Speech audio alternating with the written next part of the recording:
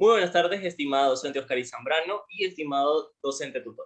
Somos del curso de Derecho C2 de la Universidad Estatal de Milagro.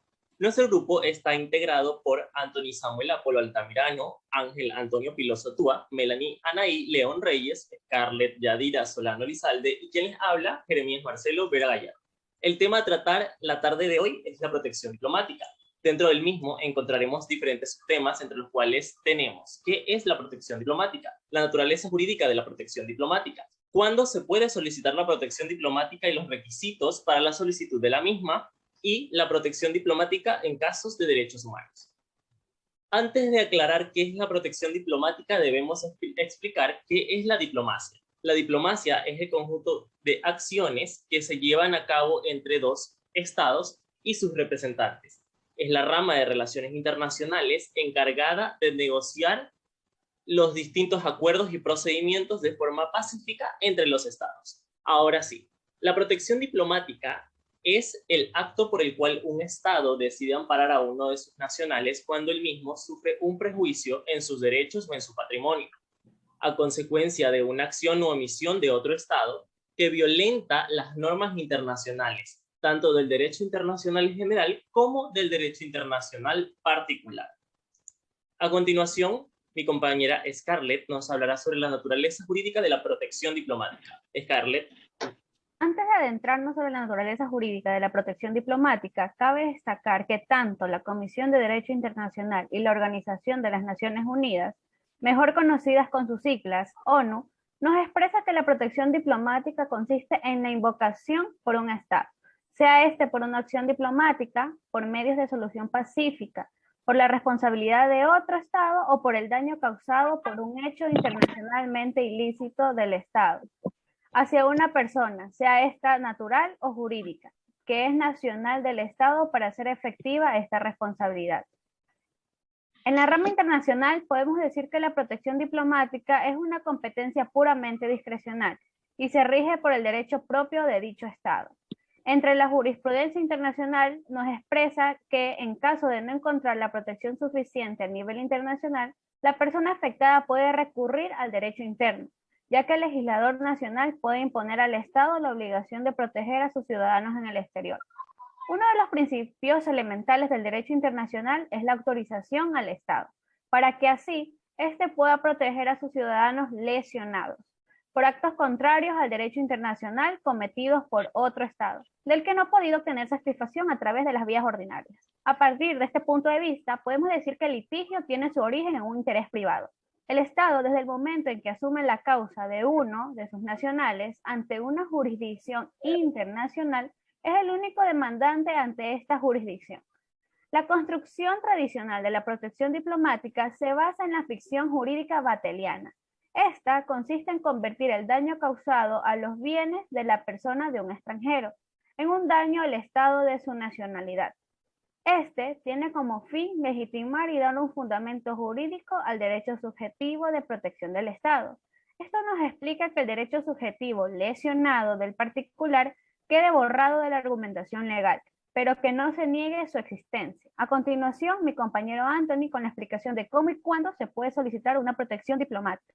La protección diplomática se puede solicitar cuando se generan daños reconocidos internacionalmente como ilícitos y que por su naturaleza u omisión generan una vulneración de los derechos humanos fundamentales, sufridos por un súbdito por causa o por motivo de una infracción del Estado en que el individuo reside y que es de sobremanera entendible que no es su estado de origen, causando en este un perjuicio de sus bienes legítimamente constituidos o de su integridad personal. Cabe mencionar que se puede dar este tipo de protección siempre y cuando el Estado tenga los instrumentos necesarios para lograr acoger dicho requerimiento de su ciudadano en el extranjero. Además, la legislación del Estado al que se solicita deberá facultar que se tomen acciones al respecto. Dentro de este aspecto entra un punto fundamental, el cual es cómo se puede solicitar dicha medida. La doctrina no es clara al respecto, puesto que cada Estado tiene diversos procedimientos que se deben seguirse, pero puede incidirse por norma general que la persona afectada debe acudir a una oficina de representación de su país de origen dentro del país agravante, es decir, dentro de sus oficinas consulares o embajadas. La protección diplomática en casos de derechos humanos. La protección diplomática no es un procedimiento del derecho internacional contemporáneo, pero sí de un impulso dentro del contexto de un mundo más globalizado y con las facilidades de movilidad que se tienen hoy en día. En la actualidad, ambos conceptos están estrechamente relacionados, formándose a partir de la doctrina clásica de la protección diplomática, que por lo general se reserva a la protección de los comerciantes y a la defensa de sus intereses, especialmente en el siglo XVIII y la internacionalización de los derechos humanos en 1945. En lo que respecta a los derechos humanos, los estados pueden solicitar ante la Corte Internacional de Justicia si se comprueban la vulneración de los derechos fundamentales de sus ciudadanos o los que se amparen dentro de su jurisdicción. Estos pueden ser los apátridas y los migrantes nacionalizados.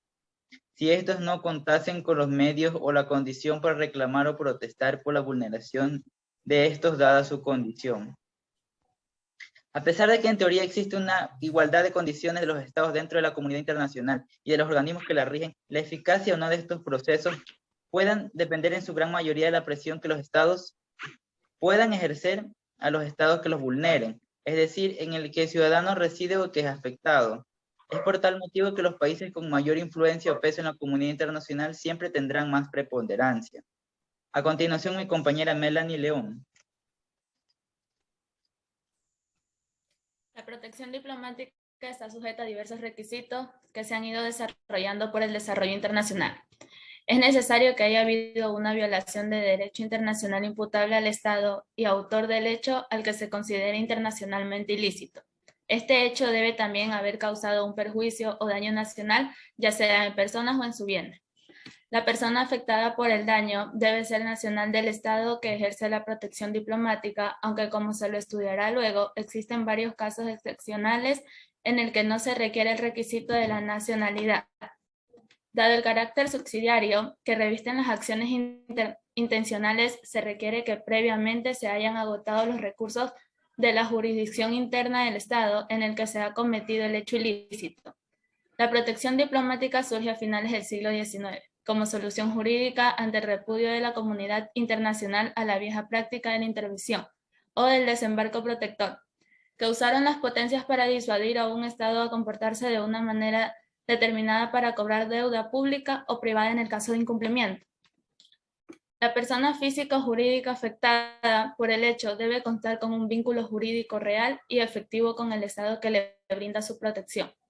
La parte afectada haya interpuesto y agotado todos los recursos judiciales sin lograr la reparación del daño causado. El afectado haya actuado transparentemente y no haya incurrido en un acto ilícito que pueda justificar en alguna forma una represalia legítima de parte del Estado. A continuación, mi compañero Ángel Piloso. Bueno, yo le hablaré sobre los casos del Legrand y el caso de la empresa suiza Interhalt. Hablemos del primer caso. Legrand eran dos hermanos, Legrand, Carl y Walton, de 35 y 37 años, respectivamente, fueron juzgados por un tribunal de Arizona, que los reconoció culpables del homicidio del director de una oficina bancaria. Condenados a muertes y ejecutados y el 3 de marzo de 1999 el segundo. El caso no tendría mayor relevancia desde el punto de vista jurídico internacional, si no fuera porque las ejecuciones de los hermanos Legrand tuvo lugar contraviniendo una ordenanza de la Corte Internacional de Justicia. En adelante, que recordemos, es un órgano judicial principal de las Naciones Unidas.